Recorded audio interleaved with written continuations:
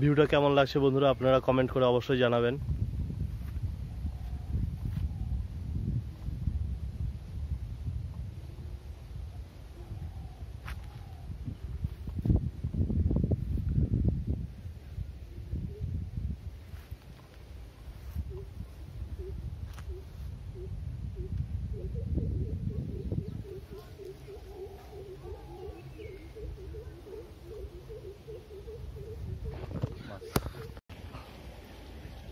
Hey everyone, welcome back to my new another blog. So বন্ধুরা, আমরা চলে এসেছি একটা নতুন ভিডিও নিয়ে।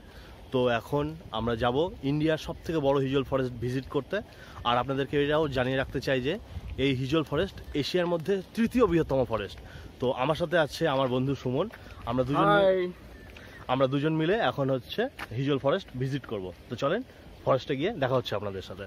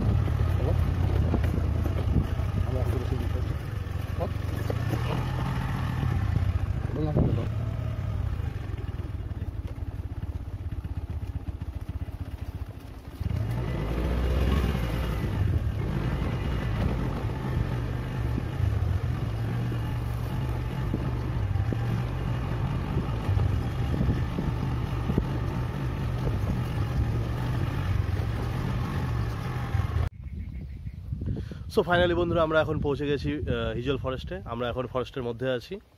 চলো দেখা যাক, এখানে বাঘও থাকে, বাঘ দেখার চেষ্টা করছি আমরা। মানে এখন আমরা ফরেস্টের মধ্যে ঘুরবো আর আপনাদেরকে দেখানোর চেষ্টা করব যে ফরেস্টের মধ্যে কি কি আছে। তো ফরেস্টে বাঘটাক দেখা যায় নাকি, চলেন আপনাদেরকে ফরেস্টটা ঘুরে দেখাই। সো বন্ধুরা, আপনারা এই সামনে যেগুলো দেখতে পাচ্ছেন এগুলো সব হচ্ছে হিজল ফরেস্ট। আপনারা দেখতে পাবেন, মানে দেখেন কত খালি, যেদিকে তাকাবেন সেদিকে খালি হিজল ফরেস্ট আর মানে হিজল গাছ আর হিজল গাছ।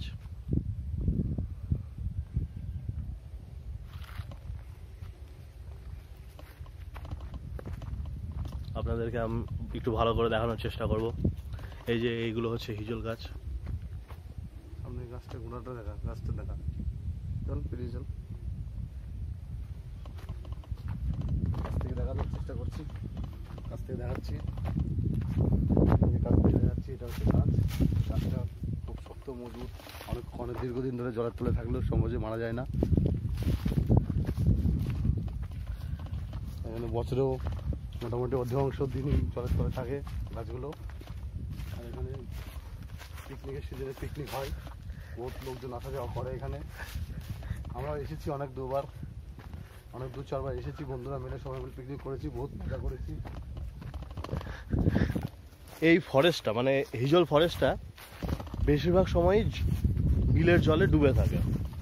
তো শীতের সময় জল কমলে এখানে অনেকেই আসে, মানে আশেপাশের প্রচুর লোক আসে পিকনিক করতে। আমরাও এসেছি দু একবার পিকনিক করতে এখানে।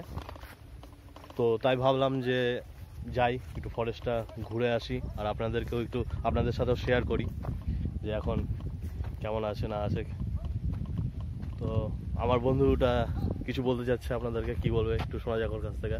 আমরাও পিকনিক করতে এসেছিলাম, পিকনিক করেছি, খুব সুন্দর লেগেছিল পিকনিক করতে।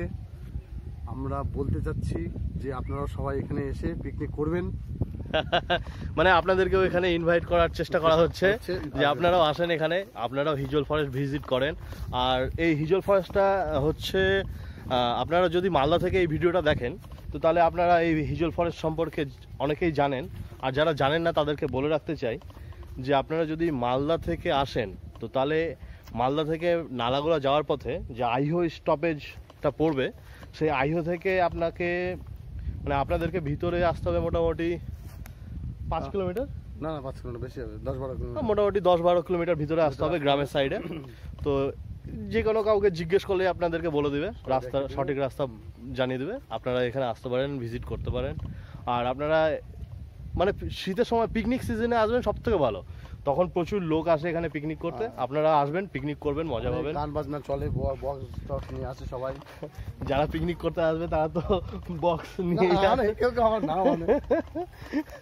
আচ্ছা, তো যাই হোক, আর এই হিজল ফরেস্টটা শুধু ইন্ডিয়াতে আছে তা না, এটা ইন্ডিয়া মানে সামনে ইন্ডিয়ার বর্ডার আছে, আর বর্ডারের ওপারেও আছে। মানে ফরেস্টটা এপার আর ওপার দিয়ে, মানে হচ্ছে বাংলাদেশের কিছুটা এরিয়া নিয়েও এই ফরেস্টটা আছে। হ্যাঁ, কিছু গিয়ে কিছু তো ফরেস্টটা কিছু তো অতিক্রম করার পরেই বর্ডার, তারপরে গিয়ে বাংলাদেশ, তারপরেই বাংলাদেশ। যাই হোক, আপনাদেরকে কাদা গাছ। হ্যাঁ,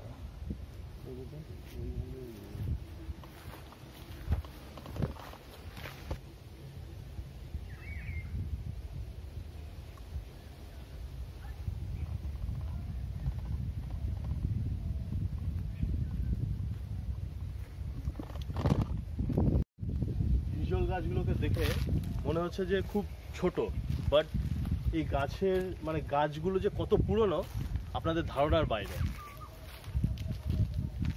একবার গাছটা দেখিয়ে দেন দর্শক বন্ধুদের জন্য। গাছটা দেখানো যাচ্ছে, এই সেই গাছ।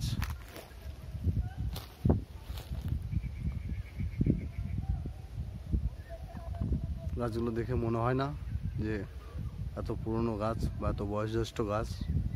গাছগুলো খুব ছোট।